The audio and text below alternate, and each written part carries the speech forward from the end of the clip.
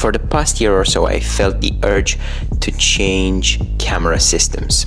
I was just not satisfied anymore with my Fujifilm cameras. As I progressed in my career, I ended up documenting more and more events that required me to have a better precision, a faster camera, and overall better performance of my equipment. I felt like over the past year or so, Fujifilm has not delivered and couldn't fulfill completely my needs. Then there was the whole AF shitstorm with Fujifilm X-H2S that was not helping, and the X-H2S was my main camera as well. Then I got the X-H2, which I have here. Overall, I was not happy anymore.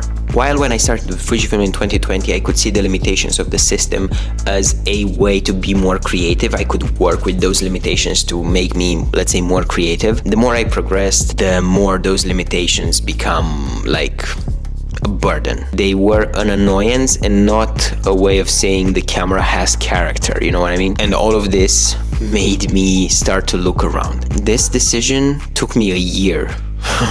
I didn't decide like in the haste of the moment, or I was like, okay, fuck it, now we're going for it. It took me a whole year. Like last year, after the first X-H2S autofocus problems started to happen, I already started to look around a little bit, and a year later I decided to kind of, you know, make the switch. I don't know, it just felt like the right moment. Let's go over the reasons that made me make the switch. Overall performance of the camera. Overall, it felt slower. It feels slower. Like when you were handling the menus, when you were going through the pictures, everything felt a little bit slower. The overall wake-up time of the camera feels so inconsistent. Sometimes it would turn off and then it would just turn on with like a click of a button.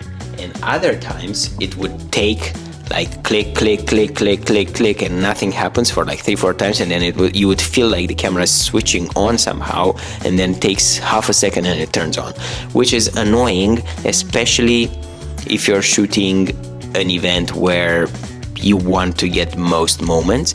And I'm not gonna say that oh my god, you've ruined the event. It's not like that. Usually you overshoot at events and you will get the shot. However, over a long period of time it starts to become annoying. If you shoot street photography, fair enough, not a problem. I've missed multiple shots during street photography, but that's not a problem because it's probably it wasn't like my best shot of my career or anything like that. So that's just you know, minor. But when you do paid work, then it starts to become a little bit more serious, and in the beginning it's okay, then you see that you miss a few shots, and then, you know, over time it piles up. Number 2, autofocus performance, aka Achilles heel for Fujifilm cameras. I don't agree with people who say that Fujifilm has very good autofocus.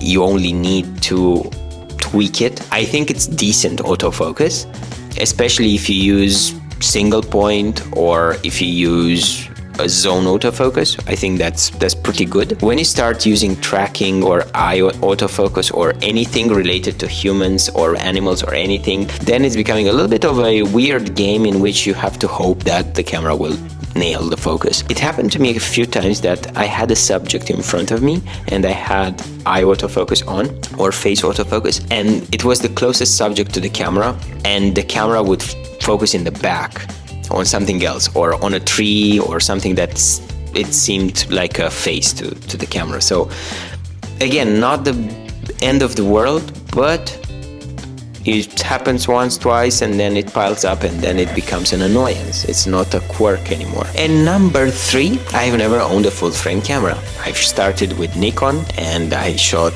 cropped sensor. Then I had a Canon M50 and also cropped. And then I moved into Fujifilm, which was cropped. And yeah, I've never owned a full-frame camera. I couldn't afford at the time a full-frame system. And then I got used to cropped. There's nothing wrong with cropped in terms of like image quality. Like, yes, there is a difference, but the difference is noticeable maybe to professional people, like in terms of image quality. There's definitely a difference in low light and in like depth of field. Okay, it will look creamier and you can obliterate literally the background, but that's not like a reason to switch systems generally. I chose to go with the Sony system. Why? So I was looking at different systems, well, the main ones, Canon, Nikon, and Sony, and I ended up going with Sony because of a bunch of various reasons, not anything in particular. I think all of the big three are pretty good generally, but I went with Sony because overall performance, great, fast, snappy, everything looks and works great. Autofocus, stellar autofocus, like probably Sony's autofocus is the best. A little bit more affordable lenses compared to competitors. There are cheaper third-party options that really work.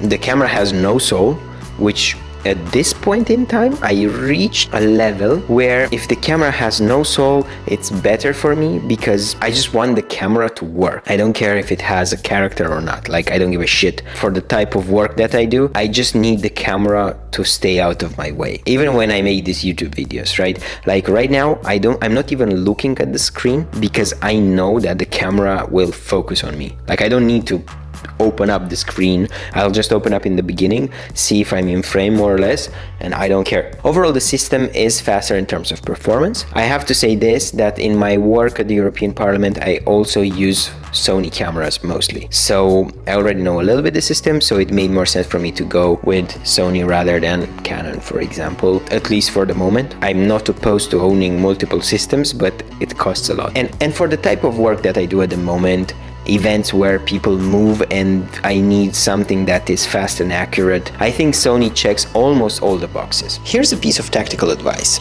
If you feel like your camera is not good enough, or if the system is not good enough, I don't know, autofocus, performance, battery life, whatever that is, give it 6 to 12 months. And then if you still feel the same, then I think you should change. If the situation is completely fucked and you feel like you have to change, then go for it, change. But don't make rushed decisions. This is a piece of tactical advice.